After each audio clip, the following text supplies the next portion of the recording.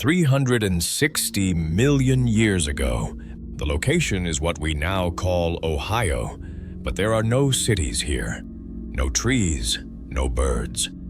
There is only a vast, endless superocean, and the suffocating silence of the deep. The water is murky, thick with silt and primitive algae. Visibility is near zero, but something is moving in the gloom. It is not swimming, it is patrolling. A shadow, 33 feet long, glides effortlessly through the currents. It has no scales. Instead, its head is encased in thick, bony armor plates that gleam dully in the filtered sunlight. It does not have teeth. It has something far worse. Self-sharpening shears of bone that act like a guillotine. In 1/50th of a second, the beast opens its jaws. The vacuum pressure created is so intense that the water boils. The shark is pulled in. Snap. The sound is not like a bite. It is like a steel trap slamming shut. The shark is severed in half. Blood clouds the water, green and metallic. The Dunkleosteus has fed, long before the first dinosaur took its first breath, long before the Megalodon haunted the dreams of sailors. The ocean was already a battlefield. It was a laboratory where nature tested its most terrifying designs. Monsters of armor, leviathans of teeth, kings of the abyss. For nearly 4 billion years, the Earth was a water world. It was a planet ruled not by intelligence, but by brute force and biological weaponry. We look at the ocean today and see a source of life. But if we peel back the layers of time, we find a graveyard of empires. Tonight, we descend into the blackest depths of history. We will swim alongside the creatures that make the great white shark look like a goldfish. We will witness the rise of the first superpowers and the cataclysms that wiped them out. This is the story of the rulers who reigned before us. This is the story of the ancient oceans. Welcome to Annalist. To understand the monsters, we must first understand the arena. 540 million years ago, the Cambrian period. If you were to stand on the shore of this ancient Earth, you would suffocate within minutes. The air is toxic, lacking the oxygen levels we need to survive. The land is a barren wasteland of rock and dust, utterly devoid of life. But beneath the waves, an explosion is happening. Biologists call it the Cambrian Explosion. In a geological blink of an eye, life learned how to hunt. Before this moment, the ocean was a peaceful garden of soft-bodied organisms, jellyfish-like creatures drifting aimlessly, absorbing nutrients from the water. There were no eyes to watch you, no jaws to bite you, no fear. But then, evolution introduced a new concept: the predator. Enter the Anomalocaris. The name literally means abnormal shrimp, but this description fails to capture the alien horror of this creature. In a world where most life is smaller than your fingernail, the Anomalocaris is a giant, growing up to 3 feet long. It is the world's first apex predator. Imagine a creature with a flat, swimming body flanked by undulating flaps that allow it to glide silently, like a stealth bomber. On its head, 2 stalks protrude, tipping in large, compound eyes, the first complex eyes in history. It can see you. It can track movement. But it is the mouth that defines this era. 2 spiny, grasping appendages curl down from its face, looking like the tails of shrimp. These are not for decoration. They are grasping claws, designed to snatch soft-bodied prey from the sand. Beneath these claws lies a square, box-like mouth lined with rows of serrated plates. It does not chew, it crunches. The Anomalocaris ruled because it had no competition. It was the first time in Earth's history that size and aggression became survival strategies. It forced the rest of the ocean to adapt or die, and the response from the prey was immediate: armor. Evolution entered an arms race. If the predators were developing grasping claws, the prey needed shields. This is the dawn of the trilobites. Trilobites are the cockroaches of the ancient sea, resilient, adaptable, and heavily armored. They developed calcite crystal eyes, essentially rocks that could see. They curled into balls when threatened. They swarmed the ocean floor in the billions. For millions of years, this was the dynamic of the planet, the soft-bodied hunter versus the hard-shelled scavenger. But nature is never static. The Cambrian period ended in ice and fire, wiping the slate clean. The Anomalocaris vanished, leaving only fossils in the Burgess Shale to tell its tale. But the void it left behind would not remain empty for long. The throne of the ocean was vacant, and a new dynasty was about to rise. 480 million years ago, the Ordovician period. The water levels are the highest they have ever been. North America is almost entirely underwater. The tropical seas are warm, inviting, and teeming with life. But in the open water, a new terror has arrived: the Camarasaurus. If you fear the giant squid of modern legends, the Camarasaurus is their nightmare ancestor. It is a cephalopod, a relative of the squid and octopus, but it carries a massive conical shell on its back. This shell can grow up to 20 feet long, the size of a delivery truck. Inside this massive shell lives a creature of pure instinct. It moves by jet propulsion, shooting water out of a siphon to blast itself backward. It is a blind hunter in the sense that it relies heavily on scent and touch.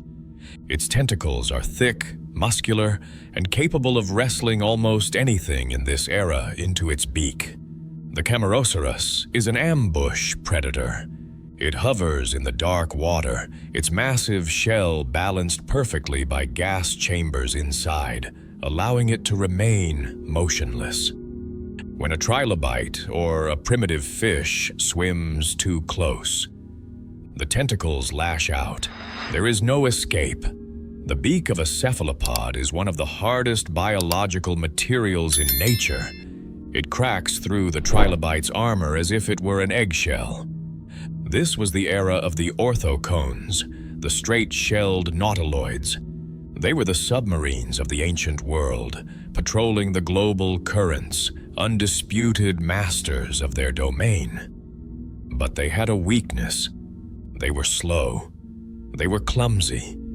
And in the shadows of the reefs, a new kind of animal was beginning to evolve. A creature that didn't rely on heavy shells or massive size, but on speed and a backbone. The vertebrates, our ancestors. At this stage, they are nothing more than terrified snacks for the giant shellfish. They are small, jawless fish, sucking mud from the ocean floor, desperate to avoid the tentacles of the Camarasaurus. But they possess a secret weapon, the notochord, a flexible rod running down their back that allows them to swim with power and agility that the stiff-shelled giants cannot match. They are playing the long game. As the Ordovician period comes to a close, a massive glaciation event triggers a global extinction. The sea levels drop. The shallow seas where the Camarasaurus hunted dry up. The giants suffocate in shrinking pools.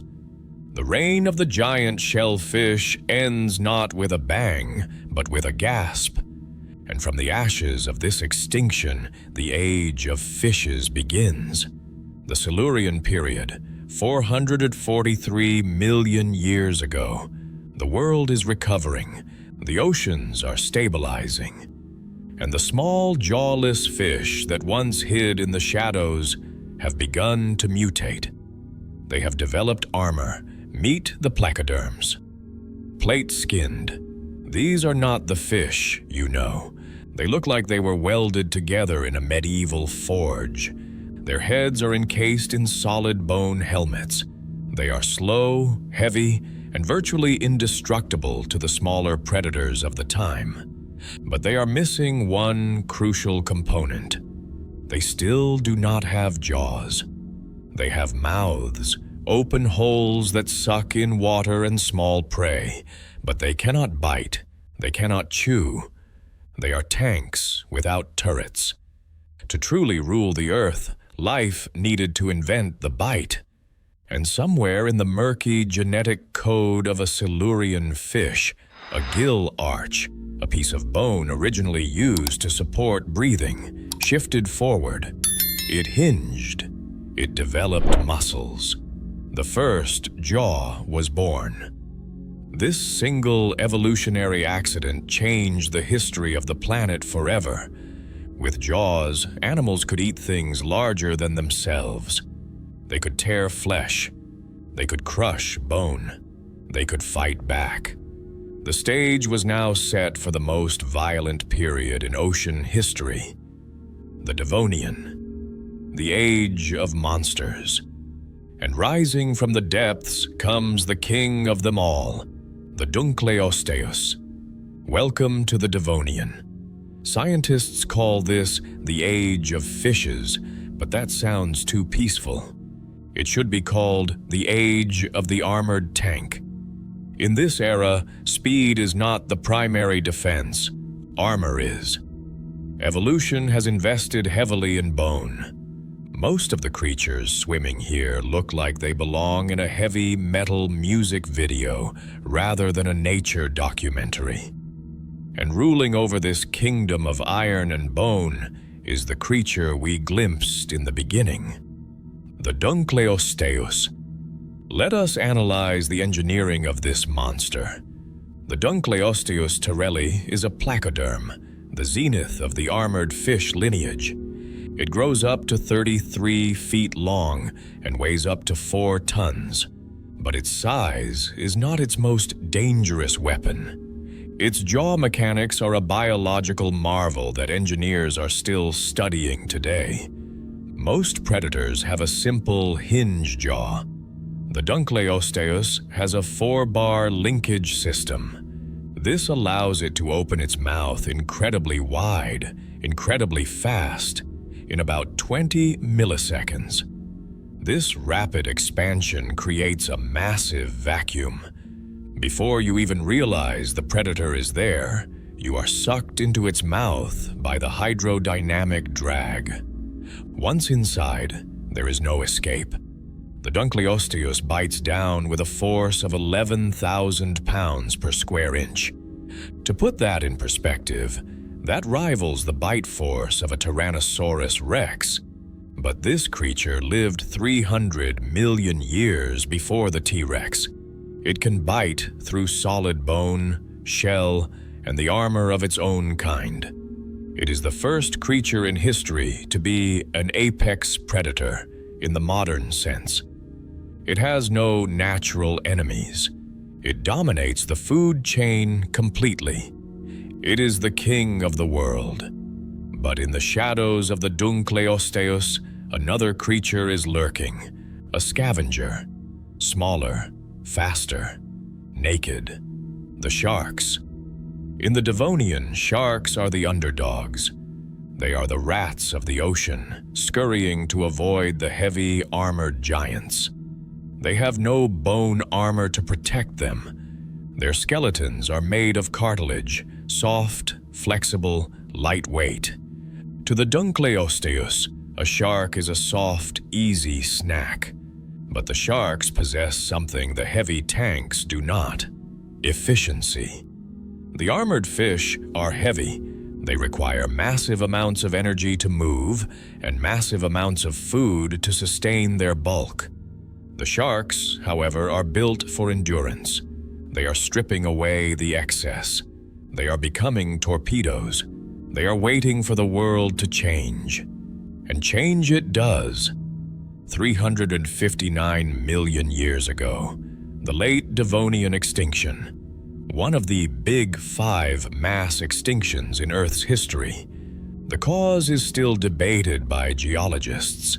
Some say it was asteroid impacts, others say it was massive volcanic eruptions.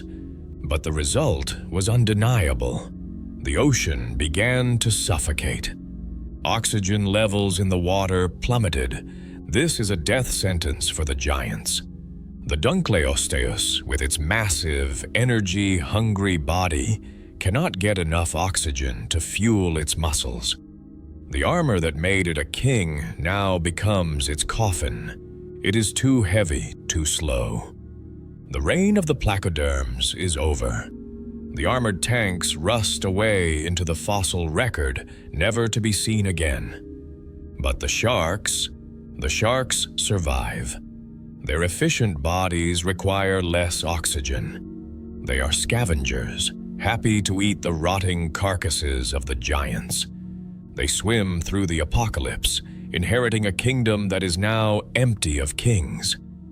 History is often a story of the strong replacing the weak. But sometimes, it is the adaptable who replace the strong. The archives of Earth are filled with such lessons, buried in stone. If you want to continue uncovering these lost chapters with us, make sure you are subscribed to Annalist. We dig deeper than the rest.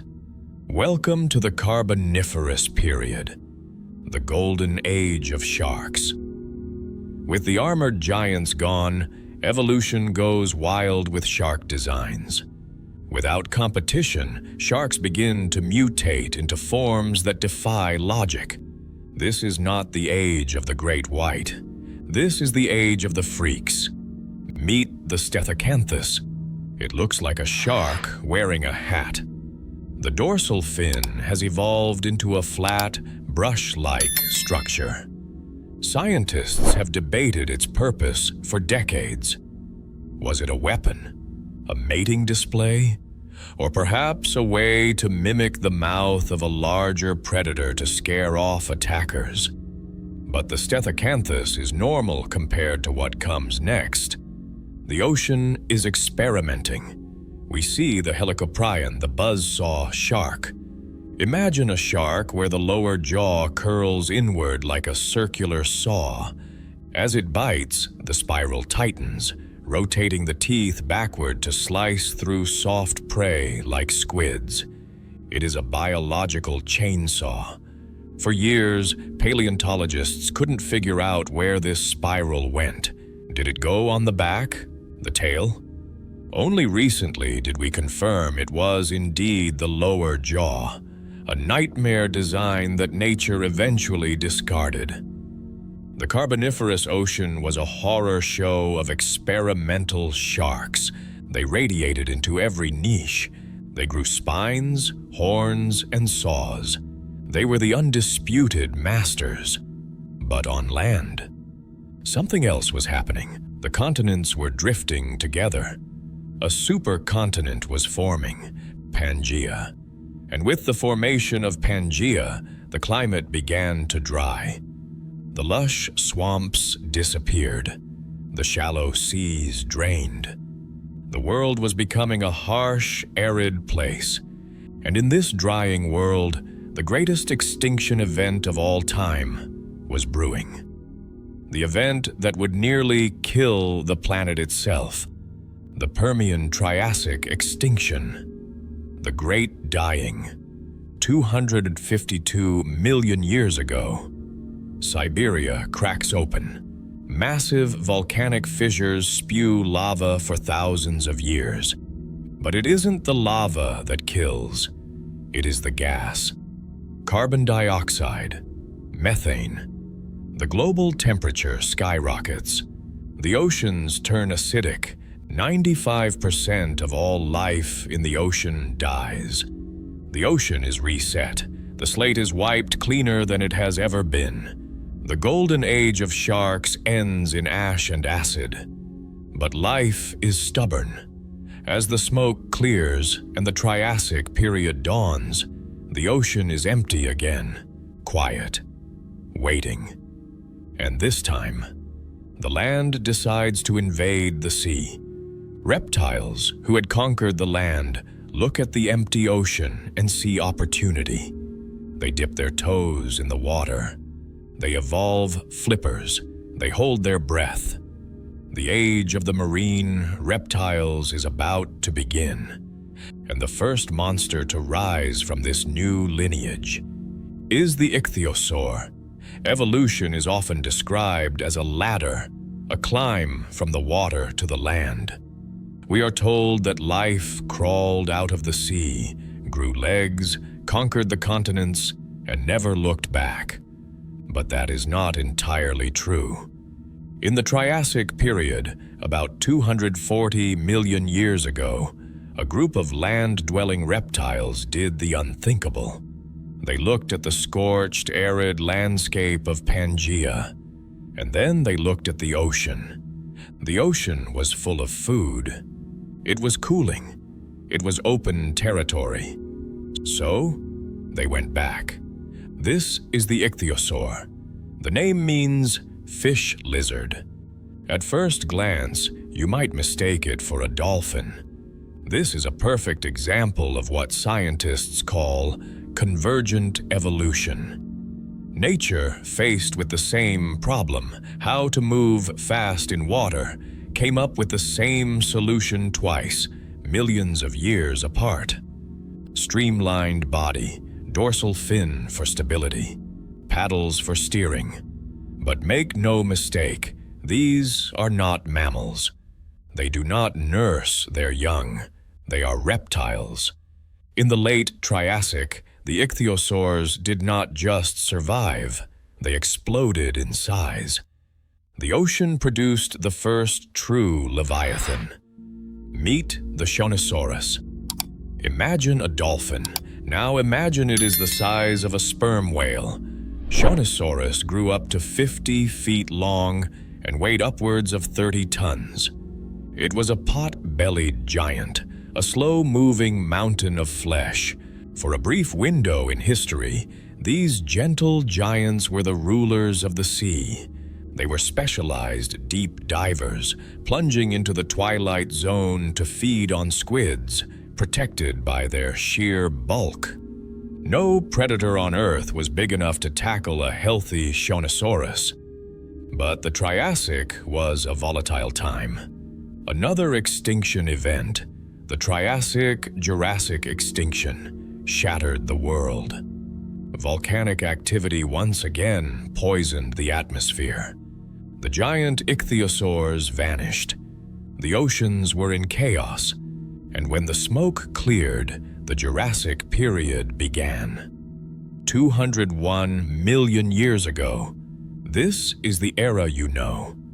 The era of the Brachiosaurus and Stegosaurus on land. But while the dinosaurs were getting big, the sea monsters were getting nasty. Enter the plesiosaurs. These are the creatures that inspired the legends of the Loch Ness Monster. They are unlike anything alive today.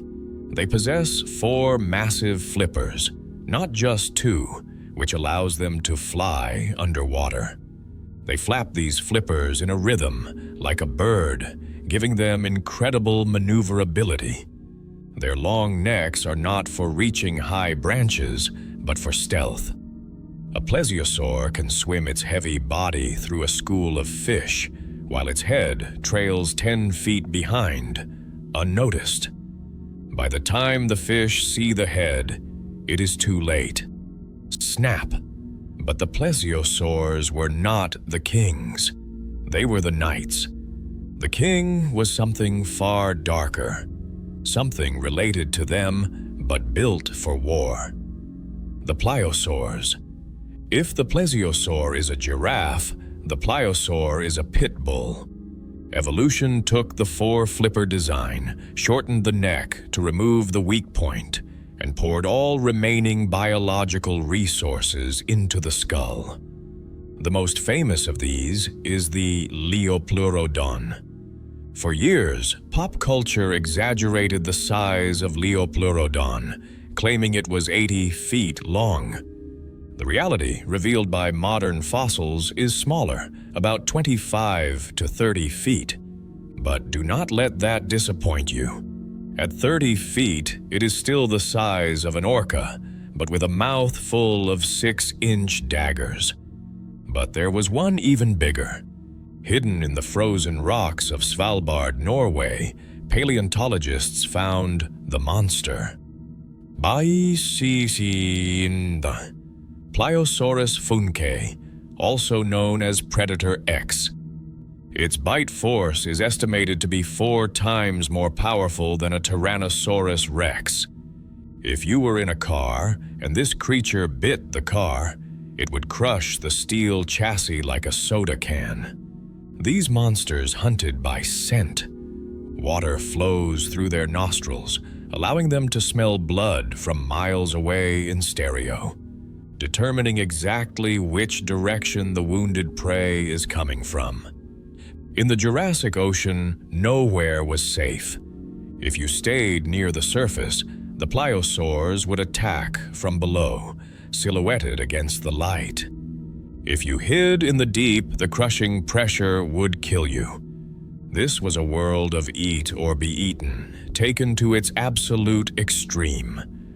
The Jurassic was the golden age of these marine reptiles. They had conquered every niche.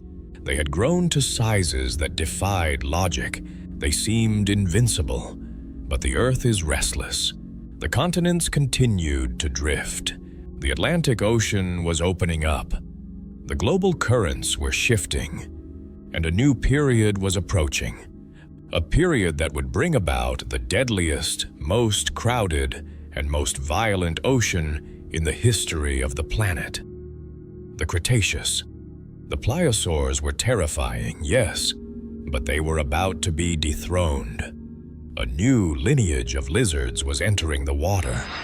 They were related to the modern Komodo dragon. They were hungry, and they would grow into the most successful marine predators of all time. The mosasaurs are coming. The Cretaceous period, 100 million years ago. If you were to travel back in time to the American Midwest, to Kansas, Nebraska, or South Dakota, you would not find cornfields or prairies. You would find yourself floating in the middle of a vast, warm, shallow ocean known as the Western Interior Seaway. This body of water was a cauldron of life. The global temperature was high, the water was blood warm, and because the seaway was relatively shallow, it was crowded. In the Jurassic, the ocean had 1 or 2 dominant predators. In the Cretaceous, the ocean is a gladiatorial arena. Every single layer of the water column is filled with something that wants to kill you. The old kings, the pliosaurs, are fading away. A new dynasty has seized the throne. They are the mosasaurs. Unlike the ichthyosaurs, who looked like dolphins, or the plesiosaurs, who looked like turtles, the mosasaurs trace their lineage to something far more sinister. They are close relatives of the modern monitor lizard and the snake. Imagine a Komodo dragon. Now, give it flippers, a tail fluke like a shark, and stretch it to the size of a school bus. Meet the Tylosaurus. Reaching lengths of 45 feet, it is the undisputed heavyweight champion of the Western Interior Seaway. It is not a picky eater. We have found fossilized stomachs of Tylosaurus containing fish, sharks, diving birds, and even smaller mosasaurs. But the most terrifying aspect of a mosasaur is not its size, it is its mouth. Inside the upper jaw, hidden on the roof of the mouth, are the pterygoid teeth. These are recurved, hooked barbs that act like a conveyor belt. When a mosasaur bites prey, these inner teeth ratchet back and forth, pulling the victim down the throat. Once you are in those jaws, physics is against you. You cannot back out. You can only go down. But the mosasaurs weren't alone. The Cretaceous ocean was filled with gangsters of every shape and size. Meet the Cephactinus, the bulldog fish. It grows up to 20 feet long, the size of a great white shark, but it has the face of a piranha from a nightmare. It is fast, ugly, and perpetually hungry. We have a famous fossil known as the fish within a fish, which shows a Cephactinus that died because it swallowed another 6-foot fish whole, and the prey thrashed inside its stomach, rupturing its organs. This is the level of greed and violence in the Cretaceous seas. Gluttony was a survival trait, and of course, the sharks were still there. They had evolved again. Meet the Cretoxyrhina, also known as the Ginsu shark. It was named after a famous brand of kitchen knives because its teeth are razor sharp, designed to slice, not crush. These sharks were fast enough to hunt mosasaurs. We have found mosasaur vertebrae with Cretoxyrhina tooth marks embedded in them. But we have also found Cretoxyrhina remains in mosasaur stomachs. It was a war of attrition, a constant bloody rivalry between the reptile and the fish. Amidst this chaos, giants tried to survive by sheer bulk. The Archelon was the largest sea turtle in history. It was 13 feet wide, from flipper to flipper. Unlike modern turtles, it didn't have a solid shell. It had a leather-like carapace stretched over a bony frame to save weight. But in Hell's aquarium, even a giant turtle was just a snack on a half shell for a large mosasaur. We have fossils of Archelon missing entire flippers, bitten off by the kings of the deep. As the Cretaceous period neared its end, evolution produced its final masterpiece. The Tylosaurus was big, yes, but then came the Mosasaurus hoffmanii. This was the T-Rex of the deep, 56 feet long, more robust, more muscular. It had a bite force that could crush the hull of a wooden ship. It hunted in the open ocean, taking down anything it wanted. For millions of years, the Mosasaurus was the apex of planetary life. It had no rivals. It had no fear. It seemed like the reign of the marine reptiles would last forever. But history has a cruel sense of humor. 66 million years ago, a rock 6 miles wide is hurtling through space at 45,000 miles per hour. It is named Chicxulub. The mosasaurs, swimming in their warm, blood-filled oceans, have no idea that their dynasty is about to end in a single second. They are the masters of the world one moment, and memories the next. The impact does not just kill the dinosaurs on land, it destroys the ocean's food chain. Dust blocks the sun. Phytoplankton die, the fish die, the sharks starve. The mighty mosasaurs, with their massive caloric needs, cannibalize each other until there are none left. The silence returns. The KPG extinction wiped out 75% of all species on Earth. The marine reptiles were gone. The Hell's aquarium was closed forever. For millions of years, the oceans were empty of giants. The sharks survived, as they always do, but they remained small. The throne was vacant. But nature abhors a vacuum. On the shores of what is now Pakistan, a small, furry, wolf-like creature is walking near the water's edge. It is a mammal. It is hungry, and it is about to take a swim that will change the destiny of the planet. The reptiles are gone. The age of mammals is beginning. Get ready.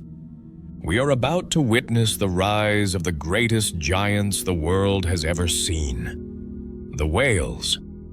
If you travel to the western desert of Egypt today, you will find a place called Wadi al-Hitan, the Valley of the Whales. It is one of the driest, hottest places on Earth. Sand stretches for miles in every direction. There is no water here. There hasn't been for millions of years. But if you walk among the dunes and brush away the dust, you will find something impossible. Huge vertebrae, rib cages the size of curved pillars, skulls with teeth that look like saw blades. These are not dinosaur bones. These are the remains of whales. Once, this desert was the bottom of the Tethys Sea, and it was here that the greatest transformation in evolutionary history took place. After the asteroid wiped out the mosasaurs, the ocean was a vacant apartment. The sharks were there, yes, but they were small. The top spot was open. And on the shores of the Tethys, a small four-legged mammal called Pachycetus was dipping its paws into the water. It looked like a wolf or a large rat. It had fur. It had ears adapted for air. But it was hungry. It learned that the water was full of fish that had forgotten how to fear land animals. Over 10 million years, a blink in geological time, these land mammals mutated. They became Ambulocetus, the walking whale, a clumsy creature that swam like an otter but waddled like a sea lion. Then came Rhodhocetus. They were losing their ties to the land. And then, evolution produced the first true monster of the Cenozoic. Meet the Basilosaurus. When the first fossils of this creature were found in the 19th century, scientists were terrified. They saw the massive toothed jaws and the long body, and they named it Basilosaurus, which literally means king lizard. They thought it was a reptile. They were wrong. This Psycheus is a whale, but it is a whale from a nightmare. Growing up to 60 feet long, the Basilosaurus was the apex predator of the Eocene ocean. But unlike modern whales, it was not built for deep diving. It lived in the warm, shallow seas. It was a shallow water assassin. Look closely at its body. It is strangely elongated, almost unnatural. And if you look at the rear of the animal, you will see a tiny, vestigial pair of legs. These little legs are the lingering memory of its life as a wolf-like creature. They are useless for swimming. They are useless for walking. They are simply there, a genetic scar from its ancestors. But the mouth is fully functional. The Basilosaurus was not a gentle giant filtering plankton. It was a whale eater. Its favorite prey was Dorudon, a smaller ancestral whale species. In the Valley of the Whales, we find Basilosaurus skeletons mixed with the crushed skulls of baby Dorudons. Imagine the scene. A mother Dorudon nursing her calf in the warm, tropical waters of Egypt. The water is calm. Suddenly, a 60-foot serpent shape erupts from the gloom. The bite force of a Basilosaurus is estimated to be 3,600 psi. This is enough to shatter the skull of a smaller whale instantly. This was a world of mammal-on-mammal violence. The intelligence that makes mammals so successful also made them efficient killers. For millions of years, Basilosaurus was the king lizard that wasn't a lizard. It was the proof that mammals could conquer the ocean just as effectively as the reptiles had. But the Earth is a restless landlord. 34 million years ago, the Eocene ends. The climate shifts again. Antarctica separates from South America, creating the Antarctic Circumpolar Current. This freezes the bottom of the world. The global temperature crashes. The warm, shallow Tethys Sea, the home of the Basilosaurus, begins to disappear. The ocean becomes cold. The food chain changes. The serpentine body of the Basilosaurus, with its lack of blubber, cannot survive the cold. The king lizard whale freezes and starves into extinction. But the lineage of whales does not end. They split. One group develops baleen plates to filter food, becoming the gentle giants we know today, like the blue whale. The other group keeps their teeth. They develop sonar. They become smarter, faster. They become the ancestors of the sperm whale and the orca. And in the silence of the Miocene epoch, about 23 million years ago, a new predator begins to grow in the dark. It is a shark, but not just any shark. While the mammals were evolving, the sharks were plotting their revenge. They had been waiting in the shadows since the extinction of the mosasaurs. And now they produced a monster so large, so perfect, that it would become the definition of fear. The Otodus Megalodon. Get ready. We are entering the era of the ultimate heavyweight fight. The whale versus the super shark. The Miocene epoch, 23 million years ago. The ocean has entered its heavyweight era. The waters are warm, the currents are rich, and the diversity of whales has exploded. There are thousands of whale species, small, medium, large. A buffet of blubber. And nature, always seeking balance, created the ultimate machine to consume that blubber. The Otodus Megalodon. For decades, pop culture has sold you a lie. They show the Megalodon as simply a giant great white shark. But this is a disservice to the monster. The Megalodon was not just a scaled-up version of a modern shark. It was a stockier, more muscular, and infinitely more powerful beast from a different lineage entirely, the Otodontidae. Let's talk about the physics of this animal. Estimates suggest it grew up to 60 feet long and weighed as much as 60 tons. To visualize this, imagine a railroad boxcar filled with meat and muscle, swimming at the speed of a speedboat. But the true horror lies in the bite. In 2008, a team of scientists ran a computer simulation to measure the bite force of a megalodon. They found that it could exert a pressure of up to 40,000 pounds per square inch, psi. To give you context, a lion bites with 650 psi.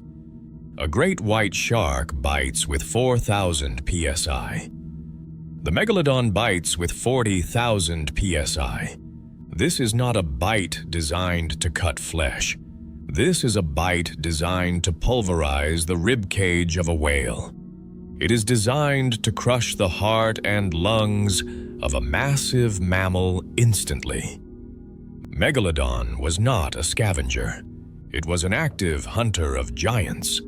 We find fossilized whale vertebrae with massive gouges in them, scars from a megalodon attack that healed, meaning some whales survived the initial encounter. But most were not so lucky. For millions of years, the megalodon was the undisputed king. It swam in every ocean. It had nurseries in warm, shallow waters like Panama and Maryland. It had no predators, or so we thought.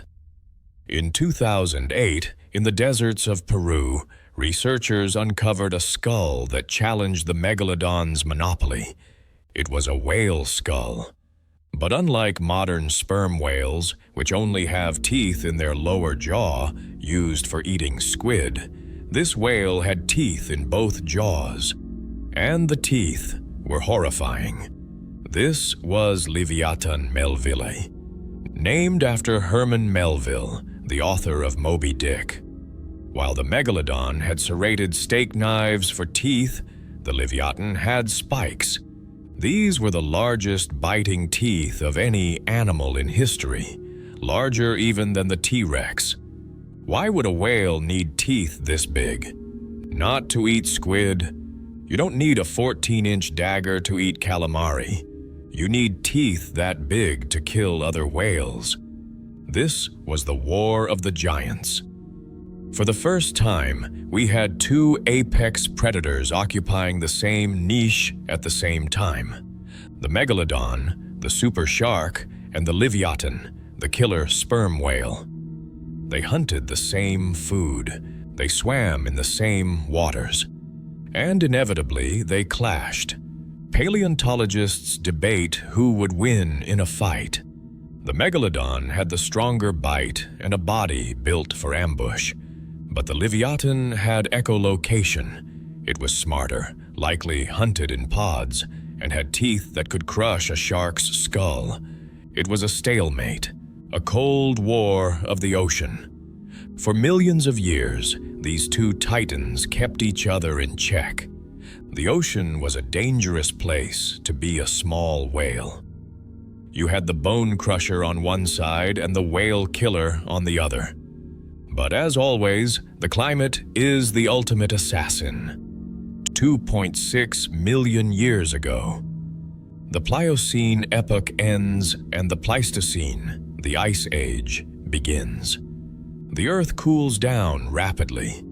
The global water levels drop as water gets locked up in polar ice. The warm, shallow seaways, the nurseries of the Megalodon, vanish. But the biggest problem was the food. The whales changed their behavior. To survive the cold, the baleen whales, the Megalodon's main food source, began migrating to the freezing waters of the Arctic and Antarctic to feed on krill. The Megalodon was a warm water shark. It could not follow the food into the polar regions. It was trapped in the shrinking warm bands near the equator. The Leviathan, being a mammal with warm blood, could have theoretically followed them. But they too vanished, likely outcompeted by newer, faster predators. The Megalodon starved. The largest predator ever to patrol the oceans died out, not with a roar, but with a whimper of hunger.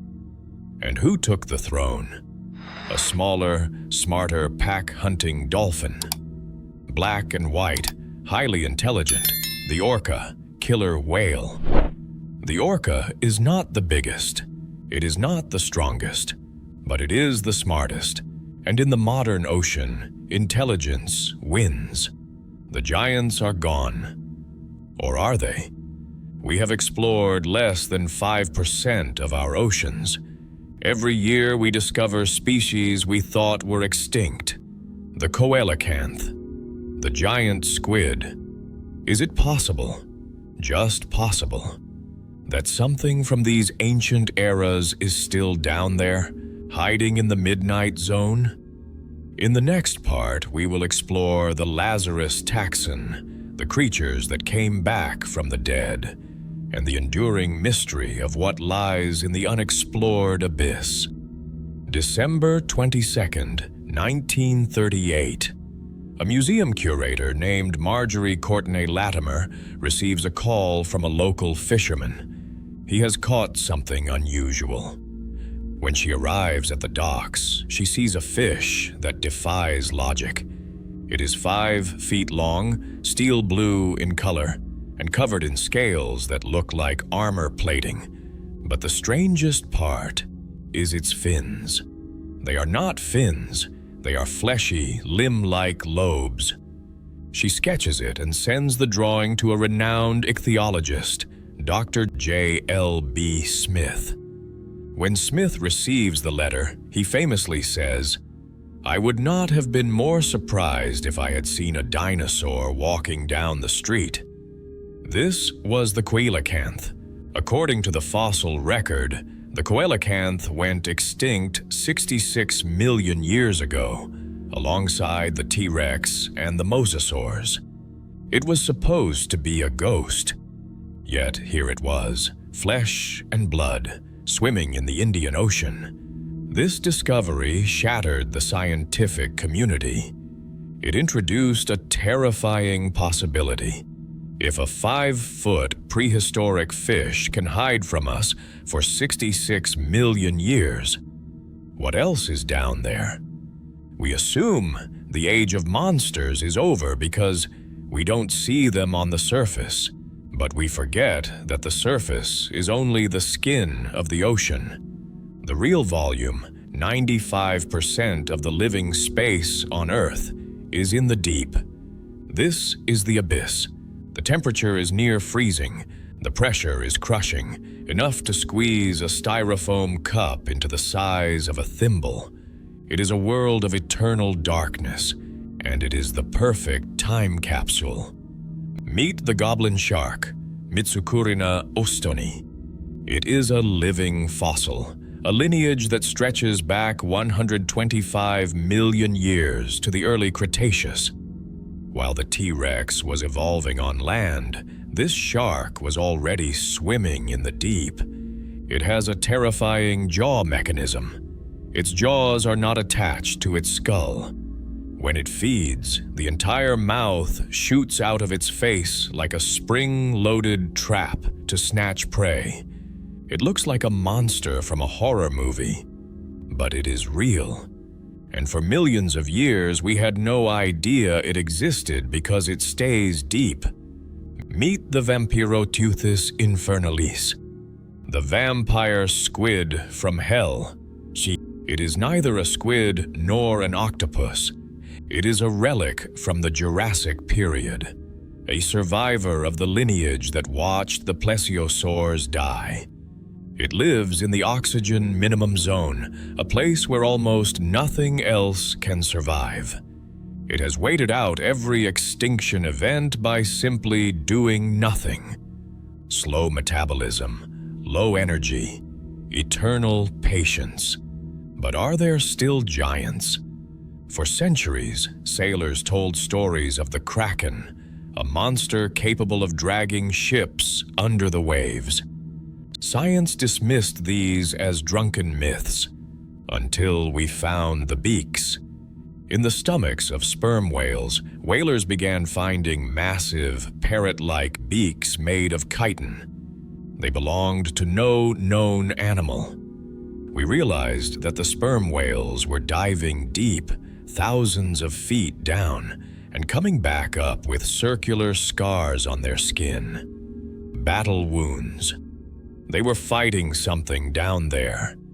In 2004, Japanese researchers finally filmed it alive, the Architeuthis ducks, the giant squid, growing up to 43 feet long. But even the giant squid has a bigger, badder cousin. Deep in the Southern Ocean, circling Antarctica, lives the colossal squid, Mesonecoteuthis hamiltoni. It is shorter than the giant squid, but much heavier, much more muscular. And while the giant squid has suckers on its tentacles, the colossal squid has swiveling hooks. It is the largest invertebrate on Earth, and we have only ever seen a few dying specimens. We have never seen a fully grown adult in its prime, hunting in the deep. We barely know it exists.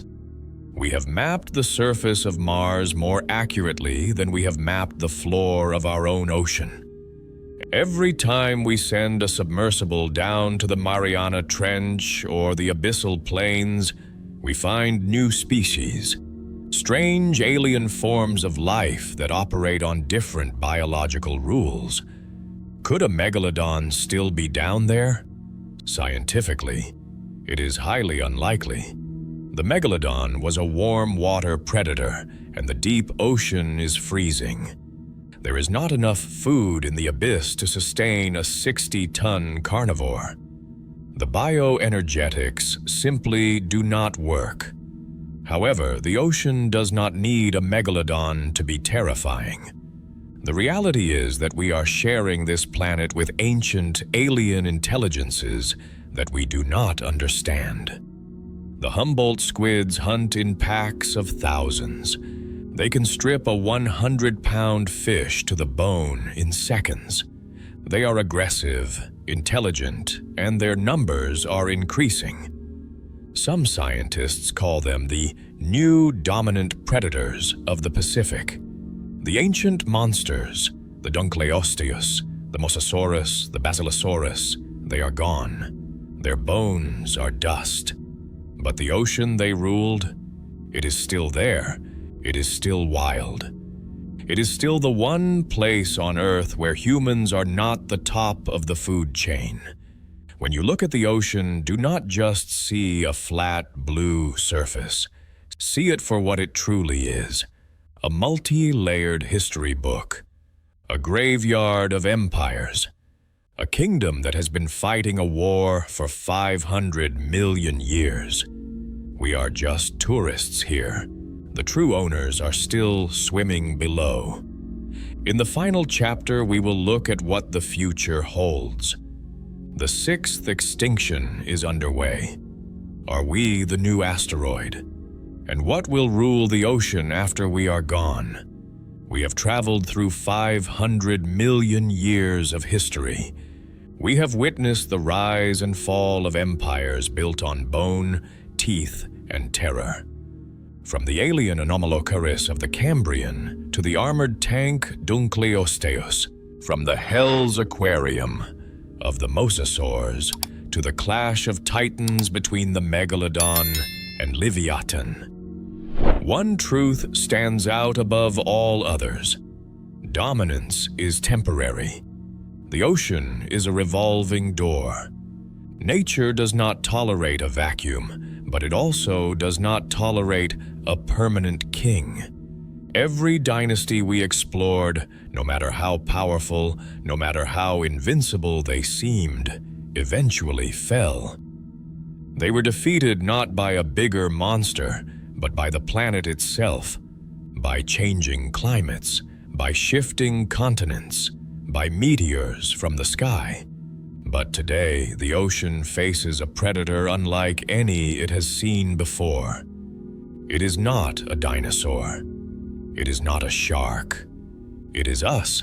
Scientists call this the sixth extinction, and for the ocean, it is happening at a speed that rivals the asteroid impact. We are altering the chemistry of the water. Carbon emissions are turning the oceans acidic, dissolving the shells of microscopic creatures that form the base of the food chain. We are emptying the seas of fish. We are filling the trenches with plastic. The Megalodon ruled for 20 million years. The Mosasaurus ruled for 30 million. Humans have been industrializing the ocean for less than 200 years. In that blink of an eye, we have done more damage than the ice ages. If we continue on this path, we are writing the script for the next mass extinction. And history tells us exactly what happens next.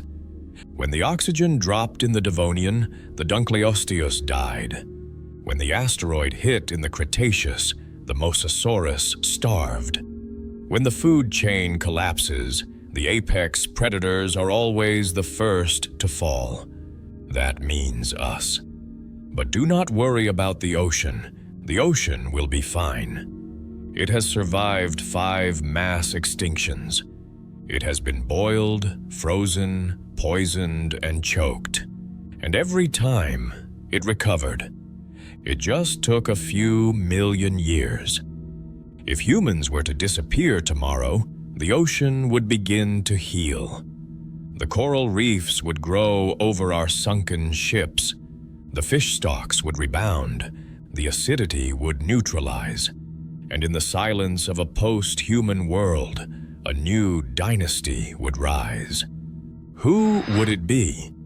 Evolutionary biologists speculate that the cephalopods, the squid and octopus, are the prime candidates. They are intelligent, adaptable, and can survive in difficult conditions. Perhaps in 50 million years, a descendant of the Humboldt squid will be the new master of the planet, building its own civilizations in the ruins of ours. Or perhaps the sharks will rise again. They are the eternal survivors. They watched the dinosaurs arrive, and they watched them leave. They will likely watch us leave too. The story of the aquatic creatures is a reminder of our place in the universe. We are not the owners of this planet. We are tenants, and we are living in a landlord's market. The ancient beings, the rulers of the past, teach us that size, strength, and power guarantee nothing. The only rule of nature is adaptation. So the next time you stand by the shore and look out at the horizon, remember, you are looking at a battlefield, a graveyard, a womb. Beneath those waves lie the secrets of where we came from, and the prophecy of where we might be going. History is deep. The deeper you dive, the more you find. I am the Annalist, and I will see you in the next chapter of history.